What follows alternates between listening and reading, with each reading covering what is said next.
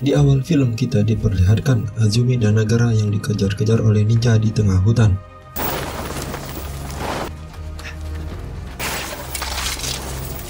Mereka terjebak di jalan buntu yang hanya memiliki jurang yang dalam. Satu-satunya jalan keluar mereka harus menghadapi serangan ninja yang menyerang mereka.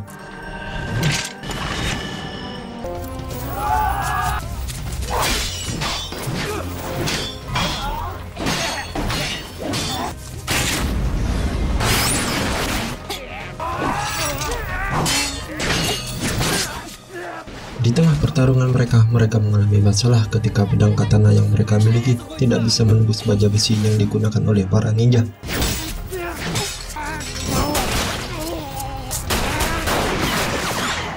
Ketika mereka mundur, Kanbei Imui tiba-tiba muncul. Kanbei adalah seorang yang sudah dikenal baik oleh Azumi dan Nagara. Ia mengumpulkan pasukan besar yang terdiri dari tentara bayaran, ninja, dan bandit untuk membalas kematian tuannya Gyo Masakato. Dalam proses pelariannya, mereka memutuskan untuk melompat dari tebing jurang. Saat para ninja berpikir mereka telah tewas, ternyata Azumi dan Nagara berhasil bertahan hidup dan bergantungan di tebing. Di momen ini, Nagara mengatakan pada Azumi agar melepaskan saja dia, tetapi Azumi mengatakan ia tidak ingin kehilangan teman satu-satunya, dan akhirnya mereka memutuskan untuk terjun bebas. Setelah itu, Azumi membawa Nagara ke pondok rahasia guru mereka, tempat di mana mereka biasa menunggu pesan rahasia.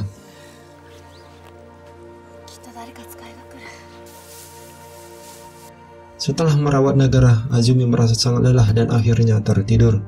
Dalam tidurnya, Azumi bermimpi tentang masa kecil dan dewasa bersama Nanchi. Dia juga bermimpi saat ia menghabisi Nanchi atas perintah gurunya.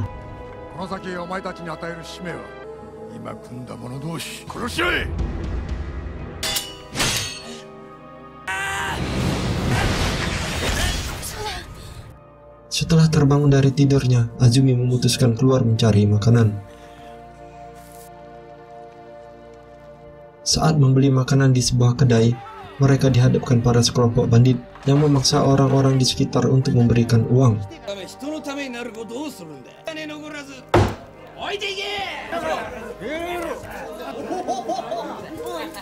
Azumi memutuskan untuk pergi meninggalkan tempat tersebut untuk menghindari masalah, tetapi para bandit malah menghentikan Azumi. Di saat yang sama, tiba-tiba muncul seorang pemuda yang wajahnya sangat mirip dengan Nanchi. Pemuda itu bernama Ginkaku. Azumi sangat terkejut melihatnya dan langsung memanggilnya Nanchi.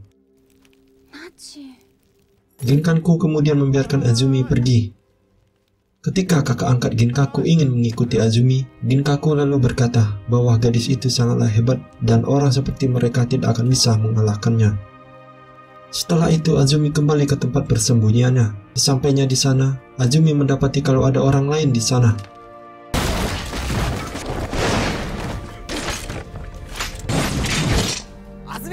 Nagara menghentikan pertarungan itu. Ia berkata bahwa mereka bukan musuh, melainkan sekutu. Namanya Hanjo. Dia diutus oleh Tuan Tenkai untuk menjemput Azumi dan Nagara untuk menghadap Tuan Tenkai. Azumi mengungkapkan bahwa mereka berdua akan menyelesaikan misi terakhir dari mendiang gurunya, yaitu membunuh Sanada Masayuki. Namun Tenkai meyakini Azumi bahwa mereka tidak akan bisa membunuh Sanada karena Sanada dilindungi oleh para ninja assassin yang dikenal sebagai ninja pembunuh. Tenkai mengatakan tidak ada jaminan Azumi dan Nagara bisa selamat ketika melawan anggota klan ninja tersebut. Meskipun begitu, Azumi dan Nagara memohon agar tetap diizinkan menyelesaikan perintah dan amanah dari mendiang gurunya.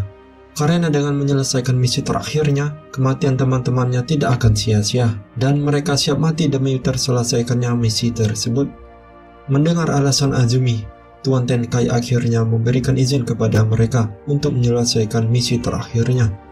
Mendengar itu, salah seorang ninja bernama Kozue menawarkan diri untuk ikut bersama Azumi dan menjadi petunjuk jalan mereka ke Pegunungan Kudo, tempat di mana Sanada berada.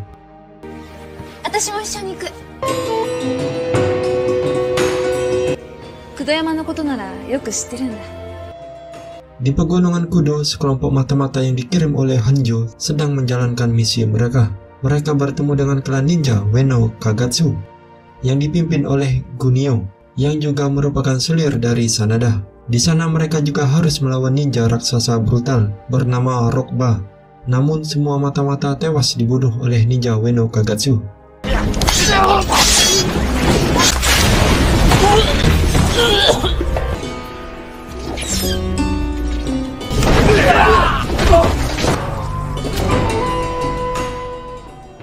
Shin kembali ke Azumi yang memberitahu Nagara tentang pertemuannya dengan seorang yang mirip dengan Nanchi.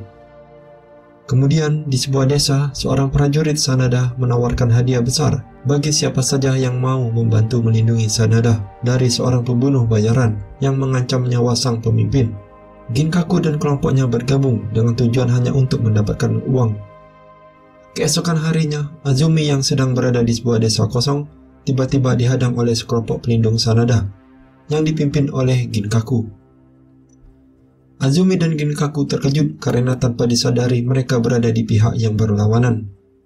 Ginkaku kemudian memutuskan untuk berpihak pada Azumi dan membantai para ninja tersebut. Di tengah pertarungan itu, Kozue berusaha membunuh Nagara, namun anak panahnya meleset dan malah mengenai salah satu ninja.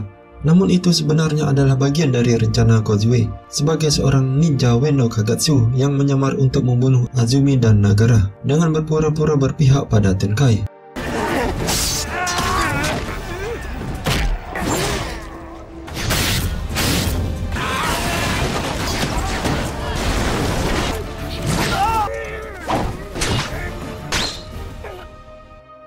Setelah berhasil memenangkan pertempuran, Ginkaku mengajak Azumi dan rekan-rekannya untuk berkunjung ke kediaman mereka, yang ternyata merupakan tempat penampungan anak-anak yatim piatu. Namun setelah mengetahui bahwa Azumi adalah seorang pembunuh, kehadiran mereka tidak disambut baik oleh pemimpin tempat tersebut. Akibatnya, Nagara memutuskan untuk meninggalkan tempat itu dengan perasaan kecewa. Ketika sedang dalam perjalanan, Kozue bertanya tentang keahlian Azumi dan Nagara yang mampu menghindari serangan anak panah. Nagara kemudian memberitahukan bahwa ia bisa menghindari anak panah dengan jarak 8 langkah, sedangkan Azumi yang lebih hebat hanya membutuhkan jarak 6 langkah. Ayo,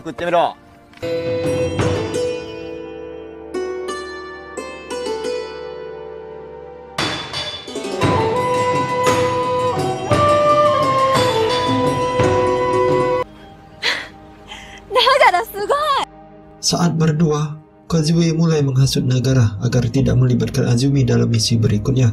Ia meminta agar Nagara membiarkan Azumi hidup bersama Ginkaku karena Azumi dan Ginkaku terlihat saling menyukai. Akhirnya, Nagara menyetujui saran Kozue untuk menyelesaikan misi tersebut tanpa Azumi. Kozue melakukan ini karena kehebatan Azumi yang sulit ditandingi dan menjadi ancaman bagi pihak Sanada. Ketika dalam perjalanan, kelompok Ginkaku tiba-tiba datang dan memberitahu Azumi bahwa pasukan Sanada telah meninggalkan pegunungan Kudo. Azumi yang ragu ingin memastikan kebenaran berita tersebut. Namun, Ginkaku menghalanginya dan menyarankan Azumi untuk melupakan misi dan hidup dengan damai. Namun Azumi tetap teguh pada pendiriannya. Nagara kemudian memutuskan untuk mendukung Ginkaku dan menyarankan agar Ginkaku hidup bersama Azumi. Nagara berkata bohong bahwa ia ingin berlibur bersama Kozue. Azumi terkejut melihat perubahan sikap Nagara yang tidak disangka-sangka. Dengan sedih, Nagara meninggalkan Azumi. Setelah Nagara pergi, Kozue menjalankan misinya membunuh Nagara dengan menggunakan panah yang ditembakkan dari jarak yang sangat dekat, sehingga Nagara tidak dapat menghindarinya. Setelah membunuh Nagara, Kozue meninggalkan jasad Nagara di tempat tersebut. Pada saat yang sama, Azumi diserang oleh laba-laba hitam, salah satu ninja terbaik yang dimiliki oleh Weno Kagatsu. Pertarungan mereka tidak berlangsung lama karena Ginkaku dan kelompoknya datang. Azumi menyadari bahwa pasukan Sanada meninggalkan pegunungan Koda untuk menyerang Tuan Tenkai dan berhasil menemukan lokasi mereka, di mana semua jalan telah diblokir oleh pasukan Sanada. Karena kelompok Ginkaku terus mengikuti Azumi, akhirnya Azumi memberitahu mereka bahwa Ginkaku memiliki kemiripan fisik yang sama dengan sahabatnya Nanchi yang telah Azumi bunuh dengan tangannya sendiri. Ginkaku kemudian mengatakan bahwa banyak orang di dunia ini memiliki wajah yang sama. Namun apakah kalian berpikir mereka bukan orang yang sama? Tonton sampai habis ya, biar kalian tidak paham. Kembali di kediaman Tuan Tenkai, mereka menyadari bahwa Sanada semakin mendekat dan berencana membunuh Tuan Tenkai. Meskipun Tuan Tenkai tidak ingin meninggalkan Azumi, ia dan para pengawalnya terpaksa meninggalkan tempat itu untuk mencari tempat yang aman. Namun di tengah perjalanan, mereka dihadang oleh seorang ninja raksasa bernama Rokba, yang merupakan salah satu ninja terbaik dari Wano Kagatsu.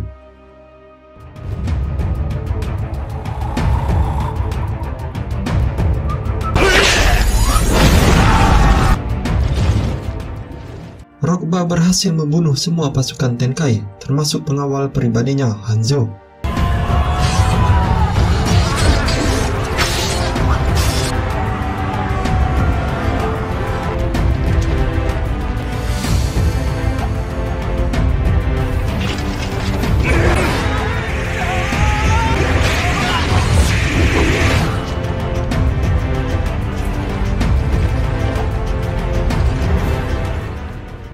Saat mereka terpojok, Azumi tiba-tiba muncul tepat waktu untuk menyelamatkan Tuan Tenkai. Begitu pula dengan kelompok Ginkaku yang membantu Azumi dalam menghadapi para ninja Wano Kagatsu.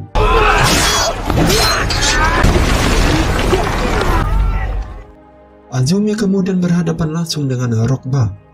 Meskipun sempat kesulitan menghadapi Rokba, Azumi berhasil membuat mata Rokba cedera. Kakak angkat Ginkaku kemudian melemparkan Rokba dengan granat yang membuat Rokba hancur tak tersisa. Dalam ledakan itu, ia pun mengalami kematian. Setelah itu, tiba-tiba Kozue muncul dari belakang dan membunuh pengawal Tenkai. Setelah menyaksikan peristiwa tersebut, Azumi segera menanyakan keberadaan Nagara dan dengan tenang Kozue menjawab, ia telah membunuh Nagara dan mengungkapkan kalau dia adalah mata-mata Sanada, klan ninja dari Wano Kagatsu. Kozue kemudian menyerang Azumi, namun sayangnya dia bukan tandingan Azumi dan dengan mudah tewas di tangan Azumi. Setelah kejadian itu, Azumi memutuskan untuk menghabisi Sanada seorang diri karena ia tidak ingin kehilangan orang-orang terdekatnya lagi. Gunia dengan sengaja memancing Azumi masuk ke hutan bambu agar laba-laba hitam bisa dengan mudah membunuhnya.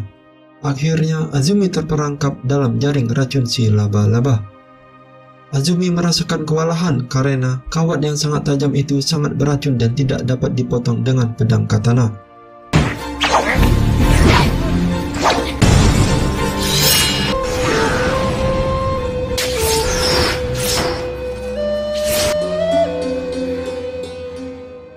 Azumi terkena goresan oleh jaring si laba-laba hitam dengan kawatnya. Namun, Azumi tidak kehabisan akal dan segera memotong bambu yang ada di sekitarnya agar terlepas dari jaring laba-laba. Dan seketika itu, laba-laba hitam menjadi potongan kecil.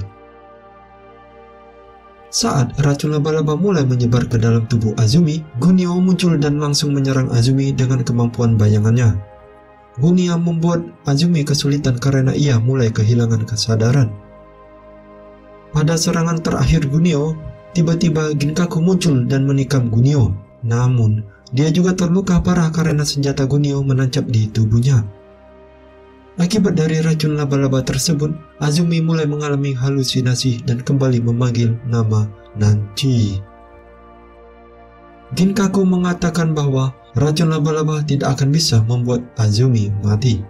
Dan Ginkaku juga mengatakan kalau dirinya adalah Nanchi.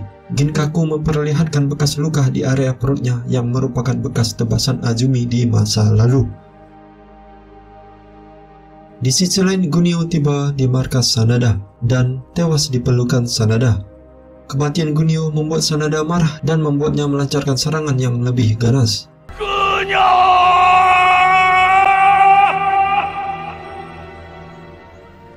Tak ingin terus meratapi kesedihannya, Azumi pun bangkit dan pergi menuju markas Sanada seorang diri. Walaupun seorang diri, Azumi mampu mengalahkan pasukan Sanada yang dipimpin oleh Kanbei dengan mudah.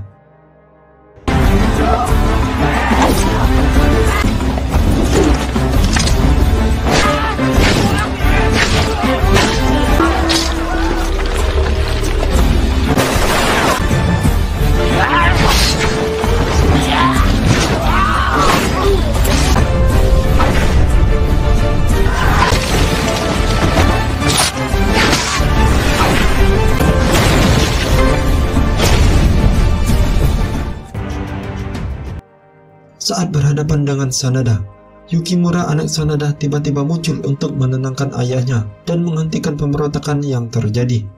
Namun, Sanada tetap bertahan pada pendiriannya dan meminta anaknya untuk kembali ke pegunungan Kudo.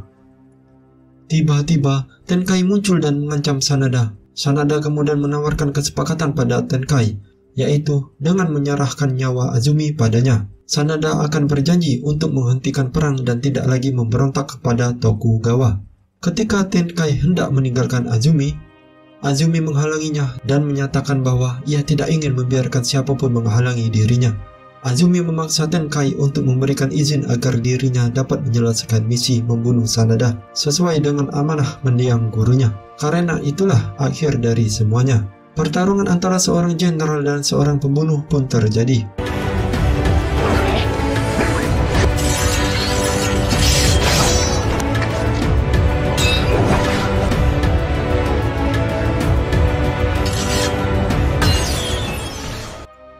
Akhirnya, dendam Azumi terbalaskan dengan terbunuhnya Sanada. Dengan berhasil menyelesaikan misinya, Azumi akhirnya merasa lega. Ketika Kanbei ingin membalaskan dendam tuannya dan pasukan Sanada mengarahkan senjata mereka ke Azumi, Yukimura menghentikan mereka dan membiarkan Azumi pergi. Yukimura ingin menjaga kehormatan ayahnya dan sebagai seorang kesatria yang tetap menepati janjinya. Walau resikonya mati sebelum pergi, Tuan Tenkai memutuskan hubungan kerjasamanya dengan Azumi, dan film pun tamat.